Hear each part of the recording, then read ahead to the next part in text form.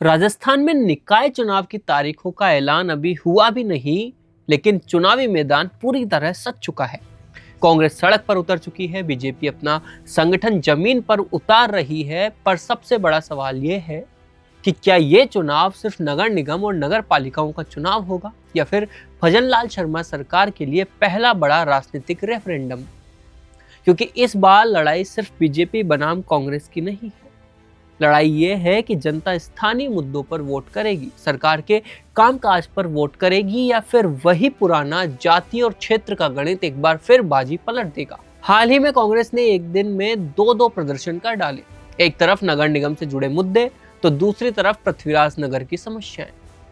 सड़कें खराब हैं, हाई टेंशन लाइन का मुद्दा है, स्थानीय व्यवस्थाओं के भी सवाल है। लेकिन यहाँ एक दिलचस्प राजनीतिक गणित को समझना बहुत जरूरी है। कांग्रेस को पता है कि आचार संहिता लगने से पहले उसके पास सरकार के खिलाफ माहौल बनाने का बहुत सीमित समय है, इसलिए प्रदर्शन बढ़ेंगे, नेता सड़क पर दिखेंगे, कार्यकर्ता जुटेंगे और संगठन ये संदेश देने की कोशिश करेगा कि कांग्रेस फिर मैदान में है। लेकिन सवाल ये भी है कि ये भीड़ कितनी तो जनता की है और कितनी टिकट की दावेदारी करने वालों की। क्योंकि निकाय चुनाव में टिकट के दावेदारों की संख्या अपने आप में एक बड़ा क्राउड बना सकती है और कांग्रेस इसी भीड़ को संगठन की ताकत के तौर पर पेश करना चाहती है। लेकिन कांग्रेस की असली रणनीति इससे थोड़ी बड़ी है।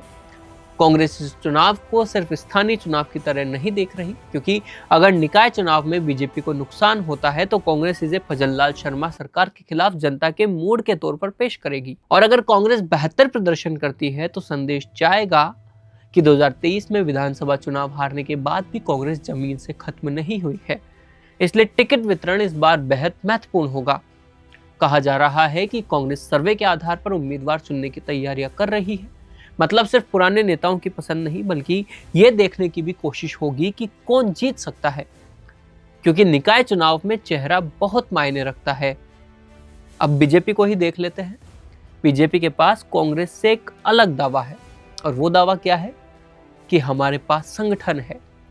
पार्टी को भरोसा है कि बूथ से लेकर मंडल तक उसका ग्राउंड वर्क मजबूत है। और बीजेपी की राजनीति में एक और बड़ा फायदा भी है कि राज्य में उसी की सरकार है, यानी उसके पास सरकार की योजनाओं को जमीन तक पहुंचाने का मौका है। लेकिन यहीं से भजनलाल शर्मा के लिए असली परीक्षा भी शुरू होती है, क्योंकि विधानसभा चुनाव के बाद यह पहला बड़ा मौका होगा जब सरकार के कामकाज का असर स्थानीय स्तर पर वोट में दिखाई दे सकता है। और इसी वजह से निकाय चुनाव बीजेपी के लिए भी मामूली चुनाव नहीं है। और भजनलाल शर्मा वो फिलहाल राजनीतिक अटकलों के बीच अपनी जगह मजबूती से बनाए हुए हैं। कभी मुख्यमंत्री की कुर्सी को लेकर चर्चा होती थी, कभी पर्ची की राजनीति की बात कही जाती थी, लेकिन वक्त के साथ एक बात साफ होती गई कि भजनलाल शर्मा सरकार चलाने के साथ साथ संगठन और सत्ता के भीतर अपनी स्थिति मजबूत करते जा रहे हैं। अब विपक्ष के पुराने तंज भी धीरे धीरे कमजोर पड़ते दिखाई दे रहे हैं। इसलिए निकाय चुनाव सिर्फ जनता और पार्षदों का चुनाव नहीं होगा, ये भजनलाल शर्मा के नेतृत्व की परीक्षा होगी। लेकिन इसमें सबसे बड़ा सवाल अभी भी बाकी है कि क्या निकाय चुनाव को सरकार के कामकाज का रेफरेंडम माना जाएगा। जरूरी नहीं है, क्योंकि राजस्थान की राजनीति में स्थानीय चुनावों का गणित विधानसभा चुनाव से बिल्कुल अलग होता है। यहाँ जाति काम करती है, क्षेत्र काम करता है, स्थानीय रिश्ते भी कभी कभी काम कर जाते हैं, उम्मीदवार की व्यक्तिगत पकड़ काम करती है, और सबसे ज्यादा महत्वपूर्ण, हमारे वार्ड में कौन खड़ा है। ये सवाल कई बार जयपुर में सरकार कैसी है से ज्यादा बड़ा हो जाता है। यानी अगर किसी वार्ड में बीजेपी का उम्मीदवार मजबूत है तो संभव है कि सरकार से नाराज मतदाता भी उसे वोट करते, और अगर कांग्रेस का स्थानीय उम्मीदवार मजबूत है तो कांग्रेस सरकार के खिलाफ माहौल न होने के बावजूद भी वो जीत सकती है। इसलिए निकाय चुनाव को सीधे विधानसभा चुनाव का आईना देना गलत होगा।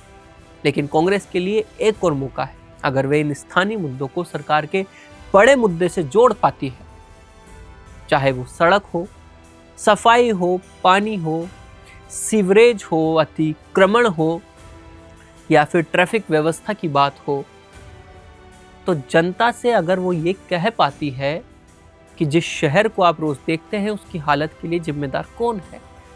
तो स्थानीय चुनाव को सरकार के खिलाफ नैरेटिव में बदला जा सकता है और यही कांग्रेस की सबसे बड़ी रणनीतिक संभावना भी है। और बीजेपी की रणनीति इसकी बिल्कुल उलट होगी।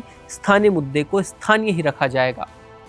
मतलब चुनाव को भजनलाल सरकार के खिलाफ जनमत संग्रह मत बनने दो।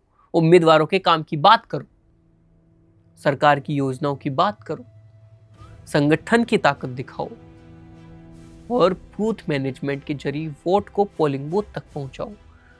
क्योंकि बीजेपी जानती है कि निकाय चुनाव भाषणों से कम और बूथ मैनेजमेंट से ज्यादा जीते जाते हैं। तो आखिर इस चुनाव का असली मतलब क्या हुआ?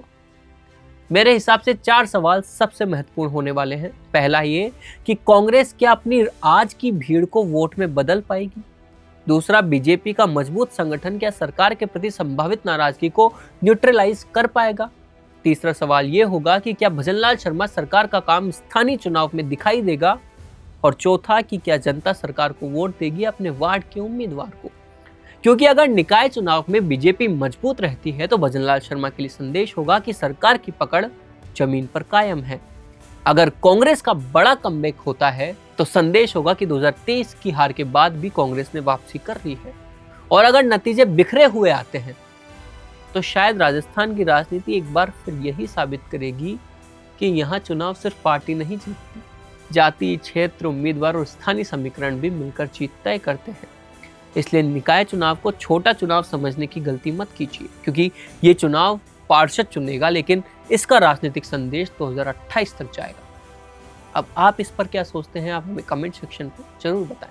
बेहतरीन पॉडकास्ट सेटअप्स, शानदार चैनल रीच, जबरदस्त सोशल मीडिया प्रेजेंस के साथ द फैक्ट इंडिया के जरिए बढ़ाइए अपना व्यापार। न्यूज वीडियोस में एल बेंट हो या फिर हर न्यूज की शुरुआत में हो आपके एड्स, फेसबुक पर आपके बिजनेस प्रमोशन वीडियोस और ग्राफिक्स हो या फिर इंस्टाग्राम पर कोलैबोरेशंस के साथ रील्स, सब कुछ मिलेगा आपको द फैक्ट इंडिया पर। तो आज ही डीएम करें इंस्टाग्राम पर, व्हाट्सएप के नंबरों पर मैसेज करें और अपने व्यापार को दें ऑर्गेनिक प्रमोशंस की ताकत, सिर्फ द फैक्ट इंडिया न्यूज के साथ।